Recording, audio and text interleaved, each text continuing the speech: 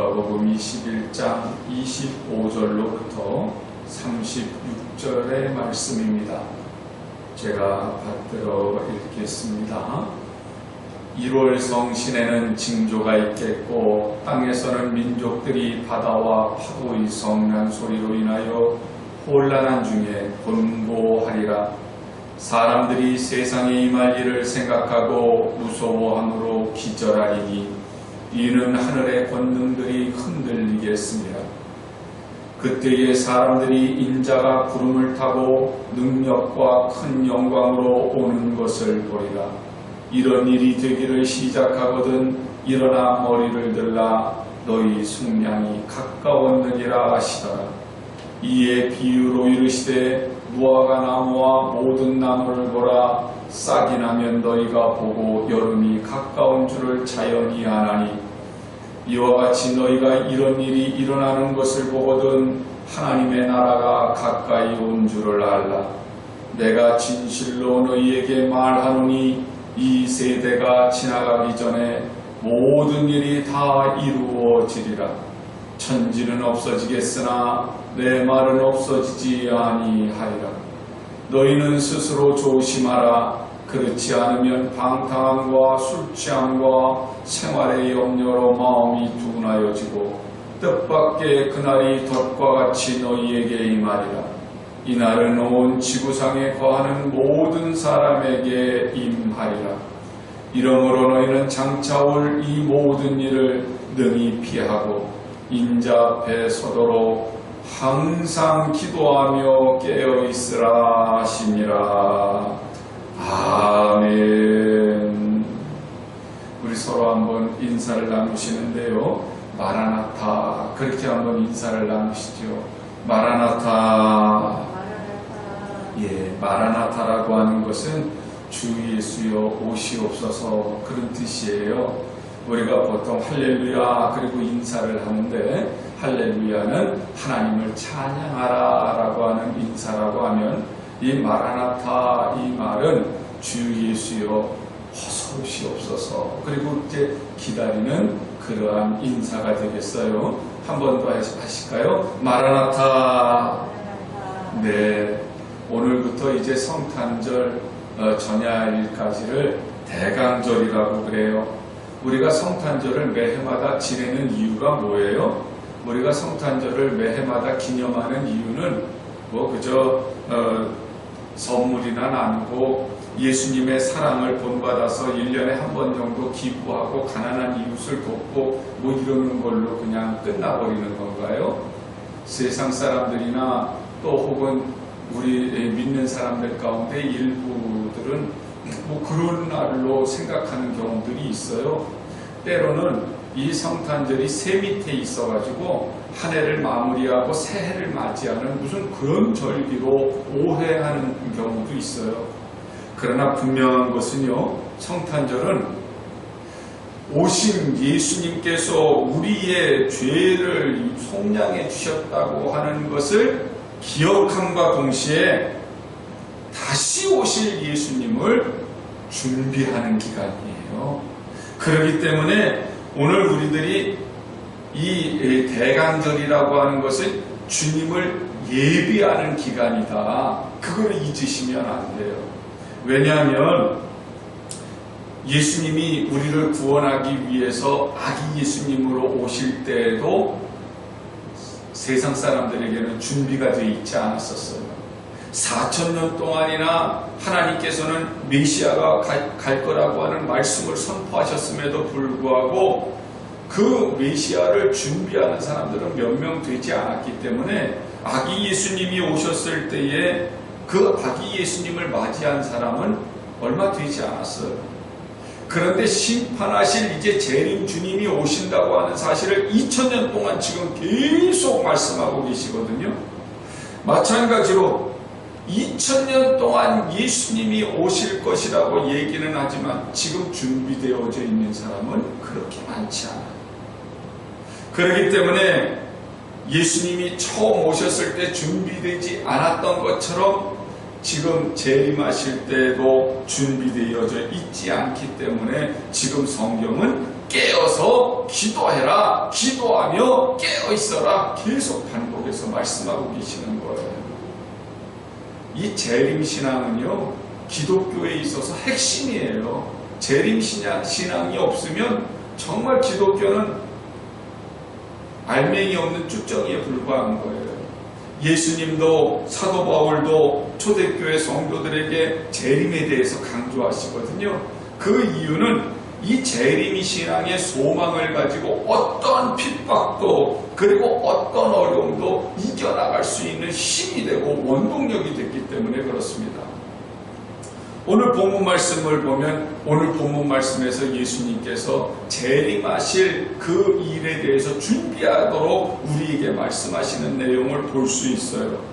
하늘에는 징조가 있을 거라는 거예요. 천재지변이 막 일어나게 될 거고, 땅에는 민족들이 막 이제 여러 가지 흉흉하고 성난 그 소식들로 인해서 혼란하고 곤고하게 될 거라는 겁니다. 사람들이 막 우왕좌왕하게 될 거라는 거예요. 지금 코로나19 때문에 사람들이 얼마나 지금 불안해하고 코로나19 이것 때문에 온통 사람들이 두려워하잖아요. 또 지금 새로운 변이종이 생겨서 또다시 이것 때문에 온 세상이 시끄럽잖아요. 이것처럼 사람들이 이제 앞으로 일어날 일들에 대해서 무서워하고 피곤해하고 두려워하는 그런 일들이 일어나게 될 것이고, 그리고 이제 하늘의 권세, 이 말은 이제 정치인들을 말하는 건데 정치인들까지도 흔들리게 될 거다. 그런데 이런 일들이 일어나게 되면 마치 무화과 나무나 또 모든 나무들에게서 이제 싹이 나면 여름이 온 것처럼 이런 징조들을 봤을 때 믿는 사람들은 어떻게 하라고요? 하나님의 나라가 가까이 왔다고 하는 사실을 깨달아라. 그리고는 하나님께서 뭐라고 말씀하시냐면 이제 너희는 스스로 조심해서 술 취하지도 말고 방탕하지도 말고 생활의 염려 때문에 혹시라도 마음이 둔해져 가지고 세상살이 그리고 세상에 있는 것들 그것에만 관심을 갖게 되면 그날이 덫과 같이 임하게 될 거다. 짐승 잡는 덫 있잖아요. 그게 갑자기 짐승을 잡는 것처럼 그날이 갑자기 우리를 잡을 거라는 거예요. 그렇기 때문에 깨어서 기도하고 조심하도록 해라. 예수님께서 우리에게 그런 경고의 말씀을 하세요. 기도하며 깨어 있어라. 네, 기도하며 깨어 있으라고 하는 것은 몇 가지로 우리가 좀 더 풀어서 생각해 볼 수 있어요. 첫째는 세상 풍조를 따르지 말고 예수님을 닮도록 노력을 해라. 사도신경을 보면 우리가 그렇게 고백하죠. 하나님 우편에 앉아 계시다가 저리로서 산 자와 죽은 자를 심판하러 오시리라. 저리로서는 그 하나님 우편으로부터 오셔서 산 자와 죽은 자를 심판하신다. 예수님의 재림 목표가 분명하죠. 그게 뭐냐면 산 자와 죽은 자를 심판하신다고 하는 말은 바로 그 심판의 대상이 지금까지 왔던 모든 사람들과 살고 있는 모든 사람들이니까 역사 전체가 다 심판의 대상이 될 겁니다. 28절에는 분명하게 한 번 더 얘기를 하세요. 이런 일이 되기를 시작하거든 일어나 머리를 들라 너희 속량이 가까웠느니라. 예수님께서 아기 예수님으로 오셨을 때에는 십자가에서 죽으심으로 인해서 우리의 원죄, 아담으로부터 내려왔던 원죄, 그 아담으로부터 내려온 원죄는 뭐예요? 하나님께 불순종한 일, 그리고 하나님께서 우리에게 하나님의 형상대로 창조하셔서 사람답게 살게 하셨지만 그런데 그 사람다움을 잃어버린 그 모든 죄, 그게 이제 원죄거든요. 그러니까 사람다움을 잃어버린 죄, 그리고 하나님을 불순종한 죄, 이 죄로부터 예수님께서 이제 십자가에서 속량을 해주셨어요. 그렇지만 그렇다고 우리가 이제 예수님의 그 은혜로 십자가에서 속량을 받았지만 과연 사람다움을 완전히 회복했나요? 그것은 아니잖아요. 사람다움을 완전히 회복한 것이 아니라 이제 사람다움을 우리는 회복해 가고 있는 중이에요. 이걸 뭐라고 말하냐면 성화라고 그래요. 예수님을 닮아가는 지금 과정 속에 있어. 아직은 예수님을 완전하게 닮은 것이 아니기 때문에 우리 마음 하나 제대로 못 다스리잖아요. 그래서 때때로는 하나님의 말씀대로 살기를 간절히 원하지만 마음은 원이로되 어떻다고요? 육신이 약해. 그래서 그저 할 수만 있으면 하나님 말씀대로 살려고는 하지만 그런데 그게 잘 안 되니까 사도 바울도 뭐라고 얘기를 해요? 오호라 나는 곤고한 자로다 그러잖아요. 아직 우리는 주님의 은혜를 입어서 이제 사람다움을 시작한 것 뿐이에요. 그런데 완성된 게 아니기 때문에 인간관계도 미숙하고 그리고 살아가는 일에서 이렇게 작은 일 하나에도 섭섭할 때도 있고 또 조금 좋은 일이 있으면 교만해지기도 하고 조금 나쁜 일이 있으면 그냥 낙심하기도 하고 이게 우리의 미숙한 모습이 아직 남아있는 거거든요. 그러다 보니까 아무리 많은 것을 가지고 있다고 하더라도 또 혹은 사회적으로 높은 위치에 있다 하더라도 우리 영혼은 자유롭지 못하고요. 평화롭지 못해요. 그런데 주님이 재림하시면 이제 주님이 오시는 그날에는 내가 이렇게 연약한 가운데서도 예수님을 닮아가려고 무진장 애를 쓰는 이 과정이 이제 다 끝나버리는 거예요.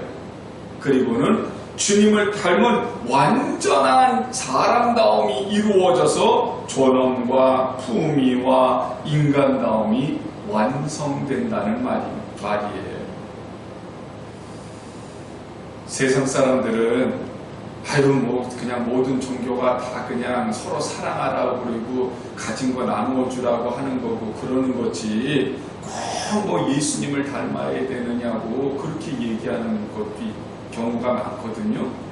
그럼 사람다움이라는 것이 휴머니스트 그냥 박애주의라고 해가지고 서로 돕고 서로 함께 하자는 거지 그러면 되는 거지 그렇게 얘기하거든요. 우리도 가끔 생각할 때 그러면 예수님하고 예수님 믿는 기독교하고 별로 다를 게 없어 이렇게 생각하는 경우들이 종종 있어요. 그런데 이 휴머니스트 또 박애주의와 기독교가 다른 점은 뭔지 아세요? 휴머니스트 박애주의는요 자기 노력으로 그렇게 하는 거예요. 그 자기 노력으로 그렇게 한다고 하는 것은요 우리 우스운 말로 그런 말 하잖아요. 호박에 줄을 그으면 뭐가 된다고? 수박 되냐? 그러잖아요. 겉모습은 수박처럼 만들 수는 있어도 속의 맛이 변한다 안 변한다? 안 변한다. 그러니까 이 박애주의나 휴머니스트는요 내 노력으로 하는 것은 어느 정도 사람들한테 그저 존경받을 수 있을 정도로 내가 수고하고 노력할 수는 있어. 근데 내 본질은 바뀌지 않아. 그래서 사람들이 얘기하죠. 사람은 바뀌지 않는 거야. 맞아요. 겉으로는 그냥 거룩한 척하고 겉으로는 착한 척하더라도 어느 한순간에 잔인한 모습이 나오는 것을 보게 되거든요. 이 본질이 안 바뀌면 그렇게 돼요. 그런데 기독교의 다른 점은 뭔지 아세요? 기독교의 다른 점은요. 내가 내 노력으로 이렇게 사람다움을 회복할 수 없다. 단지 내가 사람다움을 회복할 수 있는 비결은 누가 바꿔주시는 것이다? 주님이 바꿔주시는 것. 내 노력으로 내가 바뀌어지는 것도 아니고 공부했다고 바꿔지는 것도 아니고 오직 예수 그리스도 그분이 나를 바꿔주시는 거다. 이게 박애주의 휴머니스트와 기독교의 차이점이에요. 예수님만이 나를 바꿔주시니까 예수님은 참 하나님이시고 참 인간이시라고 하는 것을 고백하는 이유는 그분만이 나의 인간다움을 완성시켜주시는 하나님이시다. 그리고 나를 그분을 닮도록 완벽하게 만들어주시는 참 인간, 나의 완성품이 누구냐? 예수님의 모습이 바로 나의 완성품이라는 거예요. 십자가 은혜와 성령을 통해서 이제 내가 성화의 과정을 이렇게 이루어갈 때 예수님의 오심으로 말미암아 완전한 성화, 완전한 예수님의 모습으로 완성되는 영화를 이루게 된다고 하는 것이 바로 우리들이 지금 예수님을 기다려야 되는 이유와 목적이 되는 겁니다. 그렇기 때문에 지금은 우리가 예수님을 닮아가는 과정 속에 있어요. 그러니까 이 예수님을 닮아가는 과정 속에 있는 우리는 지금 어떻게 해야 돼요? 세상 것에 자꾸 거기에 마음을 빼앗기고 우리의 온 신경을 빼앗기면 예수님을 닮아갈 수가 없으니까 지금은 믿음을 굳게 지켜서 거룩함을 이어가야 되는 거예요. 이게 바로 뭐 하는 거냐면 일어나 머리를 들라 이렇게 말씀하실 때 일어나는 거예요. 이게 일어나는 모습이에요. 이 일어난다고 하는 것, 그래서 이 일어난다고 하는 그것을 34절에서는 뭐라고 얘기하냐면 너희는 스스로 조심하라. 그러니까 일어나는 것과 조심하는 것을 비슷한 의미를 가지고 있는데 이 조심하지 않으면 어떤 일이 일어나요? 방탕함과 술 취함과 생활의 염려로 마음이 둔하여지고 뜻밖의 그날이 뭐와 같이 임하여 덫과 같이 너희에게 임하리라.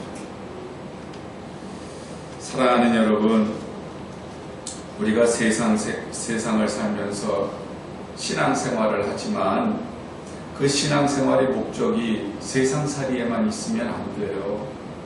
그러면 얼마나 허무해요.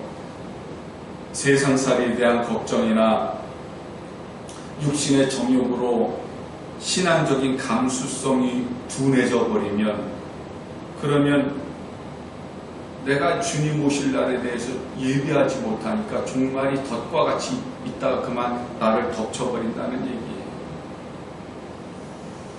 우리는 정말 그러면 자꾸 지옥을 생각하고 불구덩이를 생각하고 막 그러는데 그것보다는 말이에요. 이 종말은요 사람다움을 잃어버리는 거예요. 우리 한번 요즘을 한번 살펴보세요. 뉴스 같은 데 보면 기독교인인데 직분을 가진 사람인데 성도들인데도 불구하고 한순간에 사람다움을 잃어버려가지고 그만 정말 어떻게 사람이라면 저럴 수 있나 이 정도가 아니라 어떻게 목사인데 어떻게 직분자인데 저럴 수 있나라고 우리가 욕하는 경우들이 많잖아요. 이게 종말인 거예요. 이게 덫이 짐승을 잡듯이 이 덫이 그만 우리를 잡아먹고 만 거예요. 왜냐하면 그 성도의 본분을 잃어버린 모습이 뭐예요? 사람다움을 왜 잃어버렸어요? 방탕하니까, 술 취하니까, 생활의 염려 때문에. 그러니까 사람다움을 잃어버린다고 하는 그 순간이 뭐 때문에 그래요? 예수님을 닮아간다고 하는 것을 순식간에 잃어버리고 세상 것에 마음을 빼앗겨버리니까. 히브리서 12장 14절의 말씀을 보면 모든 사람과 더불어 화평함과 거룩함을 따르라. 이것이 없이는 아무도 주를 보지 못하리라. 우리가 주님을 닮아갈 때 나 혼자만의 인격 수양을 하는 것이 아니에요. 나 혼자만의 인격 수양이 아니라 나에게서 주님의 향기가 나타나서 어떻게 해야 돼요? 다른 사람과 화평을 이루고 거룩함을 이룸으로 말미암아서 자꾸 세상에 하나님의 의를 이루어 나가야죠. 그렇지 않으면 주를 보지 못한다고 하는 말은 예수님을 닮은 것이 아니라는 말이에요. 성도가 예수님을 닮아서 인간다움을 갖는다고 하는 것은 바로 하나님 나라를 누리고 있다는 말이거든요.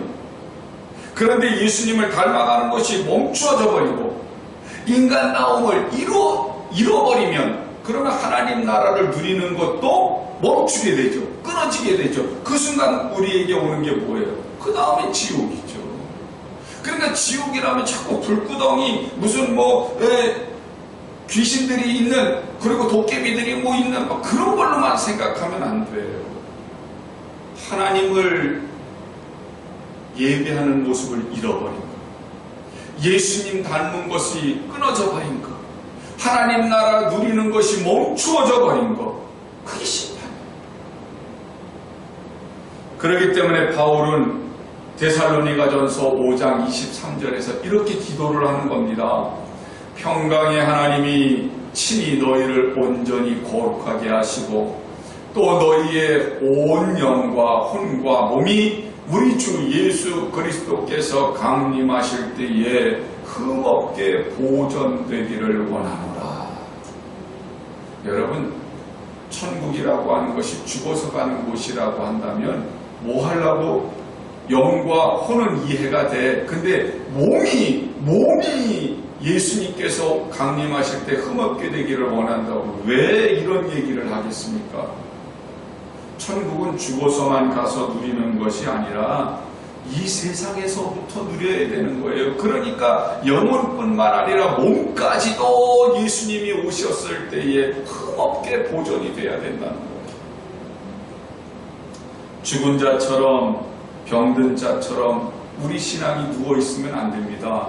누워있는 것은 죽은 자 아니면 병든 자 아니겠어요? 그러니까 오늘 성경에서 일어나라! 일어나라! 이 말은 너희의 신앙이 어떻게 되라? 더욱더 거룩함을 그리고 더욱더 예수님 닮음을 위해서 이 마지막 시대 징조가 보일 때 더욱더 주님 앞에 성결하게 서기 위해서 믿음 생활을 유지해라.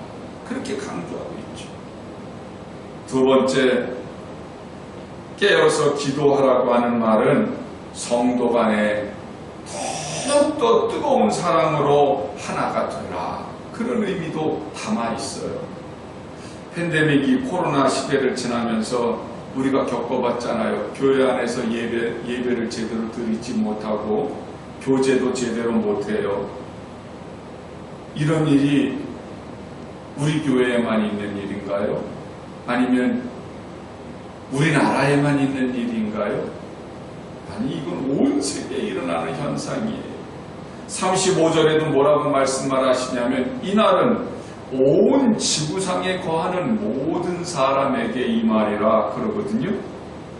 주님의 날, 주님이 재림하시는 최후의 날이 어느 특정한 사람들이나 특정한 지역에만 일어나는 게 아니라 누구에게 해당되는 일이다. 지구상에 있는 모든 사람들에게 관계된 일이다. 아까도 말씀드렸지만 예수님이 오신다고 4,000년 동안이나 성경과 선지자들이 선포를 했지만 이스라엘 백성들 가운데에서 준비하고 예수님을 영접한 사람은 몇 명 되지 않아요. 2000년 동안 예수님이 다시 오실 것이라고 성경이 그리고 선지자들이 얘기를 했지만 지금 재림하실 예수님을 맞이할 수 있는 준비를 한 사람은 얼마나 될까요? 교회의 시작은요, 모이는 데서부터 시작이 됐어요.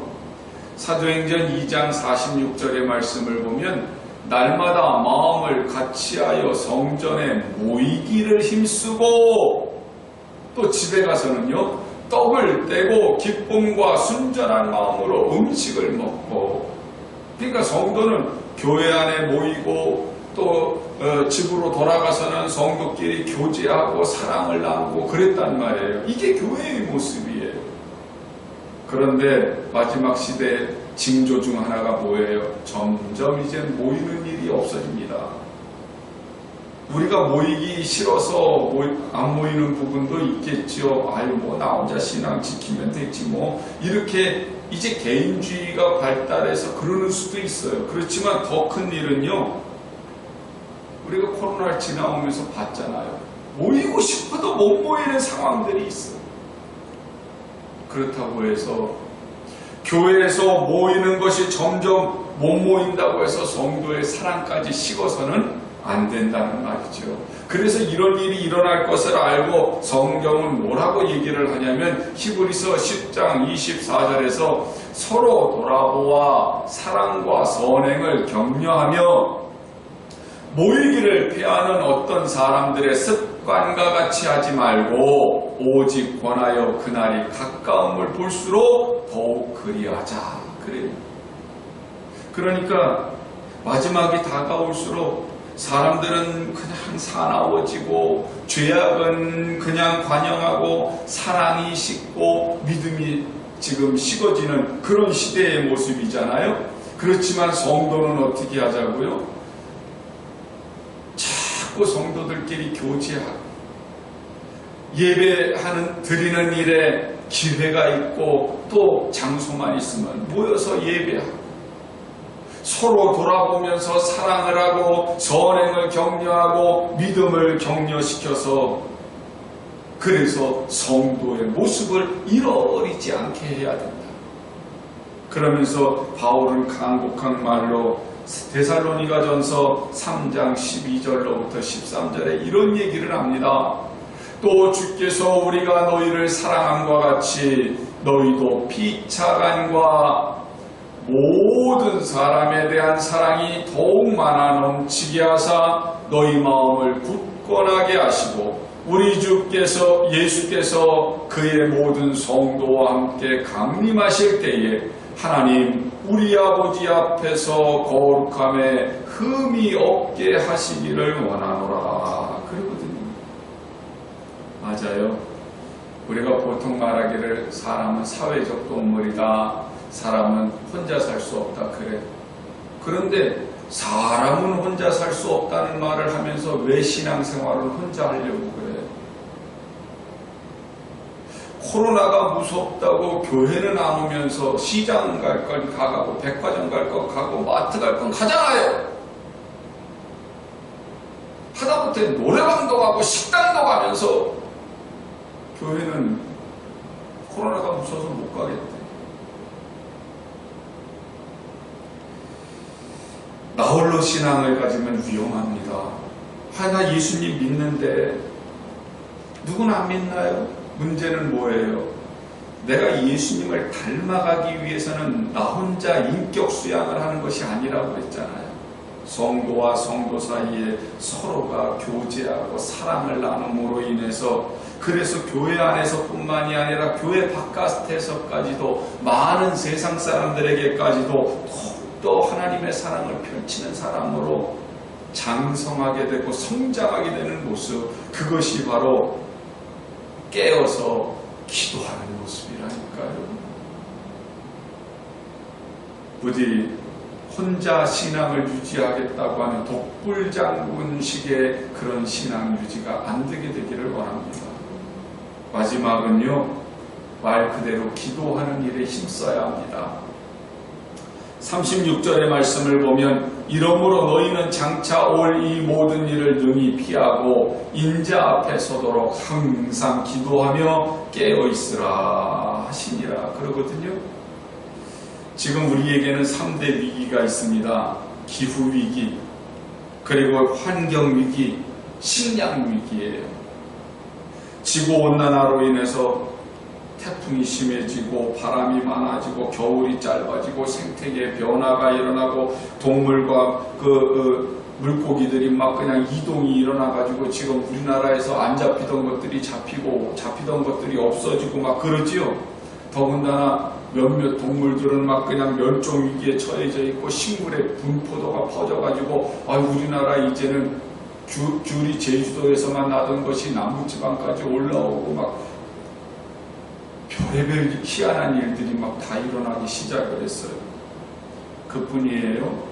강력한 햇빛으로 인해서 오존층이 파괴되고 피부암이 생기고 막 그냥 알레르기가 그냥 많은 사람들에게 증가하고 코로나19 같은 새로운 그 질병들이 발생하고 또 길을 가다 보면 싱크홀이라고 하는 갑자기 땅이 꺼져가지고 말입니다. 호수들이 없어지고 산불이 일어나고 산사태가 일어나고 바다 수면이 상승해서 동해안 같은 경우에는 막 그냥 백사장이 없어지고 막 그냥 사막화가 일어나서 사람이 살 수 없는 땅이 막 늘어나는 그런 막 희한한 시대를 살아요. 이게 바로 25절에서 26절 말씀에 부합한 내용이에요. 1월 성신에는 징조가 있겠고 땅에서는 민족들이 바다와 파도의 성난 소리로 인하여 혼란한 중에 곤고하리라. 사람들이 세상에 임할 일을 생각하고 무서워함으로 기절하리니 이는 하늘의 권능들이 흔들리겠습니다. 참 인류의 처지가요, 사실 이 말씀대로 위태롭고 안타깝습니다. 이 모든 일에 능히 피하도록 기도하고 깨어있으라고 하는 말은 이 일을 하나도 겪지 않는다고 하는 말이 아니라 이런 일을 겪는 중에도 믿음이 흔들리지 않게 깨어서 기도하라는 뜻이에요. 그러기 위해서 우리가 뭘 해야 돼요? 우리가 기도하면서 하나님 나라의 소망을 가지라는 뜻이에요. 골로새서 3장 1절로부터 4절에 우리가 잘 아는 말씀이죠. 그러므로 너희가 그리스도와 함께 다시 살리심을 받았으면 위의 것을 찾으라. 거기는 그리스도께서 하나님 우편에 앉아 계시느니라. 위의 것을 생각하고 땅의 것을 생각하지 마라. 이는 너희가 죽었고 너희 생명이 그리스도와 함께 하나님 안에 감추어졌음이라. 우리 생명이 그리스도께서 나타나실 때에 너희도 그와 함께 영광 중에 나타나리라 그러시거든요. 무슨 말이에요? 세상에 희망을 두고 세상에 내 모든 걸 걸면 불행한 사람이 된다는 겁니다. 이것들은 다 없어질 거니까 이 세상 것들은 마지막을 알리는 징조 가운데서 그냥 쓰임받게 될 거예요. 왜냐하면 죄의 시대가 끝나고 이제는 하나님 나라가 시작될 것이라고 하는 것을 세상 것들이 보여주고 있거든요. 하나님은 우리가 누리고 있는 세상 것에서 생각과 마음을 다 거기 쏟지 마라. 살아가는데 어떻게 생각과 마음을 다 안 쏟겠어요. 그러나 거기다가만 마음을 두고 거기다가만 생각을 두게 되면 불행할 것 하게 될 거야. 그것들은 살아가는데 필요한 것들이지 이제 새로운 나라가 되는 건 필요가 없는 것들이니까. 그러니까 우리들이 살아갈 때 여기에 마음을 다 두지 말고 지금 우리의 생각과 마음을 어디에 쏟아라? 위의 것, 하나님 나라의 것을 바라봐라.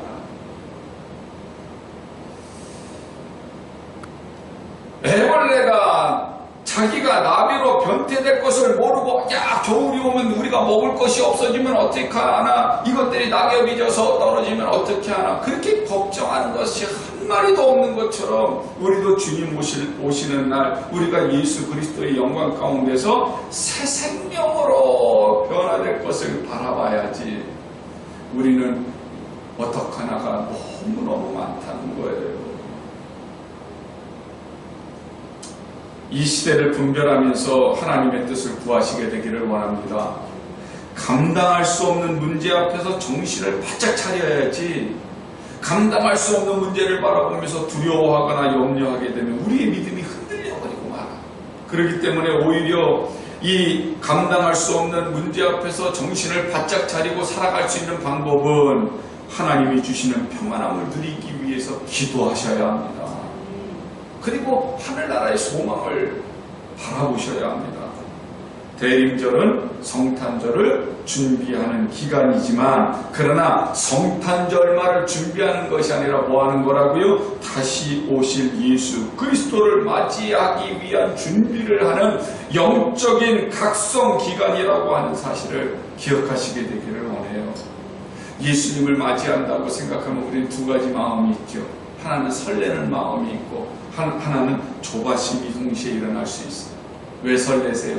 야, 내가 주님을 드디어 만나는구나. 주님 빨리 오셨으면 좋겠다고 하는 설렘이 있죠. 그런데 한편으로는 나 주님 못 만나면 어떡하지? 주님이 나를 보셨을 때 나 너 도무지 모른다고 하시면 어떡하지? 그런 조바심도 있죠. 자, 그러면 이제 우리는 어떻게 해야 돼요? 그 두 마음이 있으니까 지금 현재 주님이 말씀하시잖아요. 싹이 나면 여름이 왔다고 하는 사실을 아는 것처럼 너희들이 이제 징조를 보면 마지막임을 빨리 깨닫고 깨어서 기도하라 말씀하시니까 우리는 지금 어떻게 해야 돼요? 예수님의 거룩함을 담도록 더욱더 노력해야 되고 뜨거운 사랑으로 성도들이 함께 교제를 나누고 세상에 하나님의 사랑을 보여야 되고 그리고 깨어서 기도함으로 인해서 언제든지 주님이 오시면 할렐루야 그러면서 맞이할 수 있는, 그래서 주님 앞에 섰을 때 잘했다 칭찬받을 수 있는 그런 모습이 될 수만 있다면 우리에게는 이 마지막 날이 저주가 축복이 되고 지옥이 아니라 천국이 되는 놀라운 변화의 날이 될 줄로 믿습니다.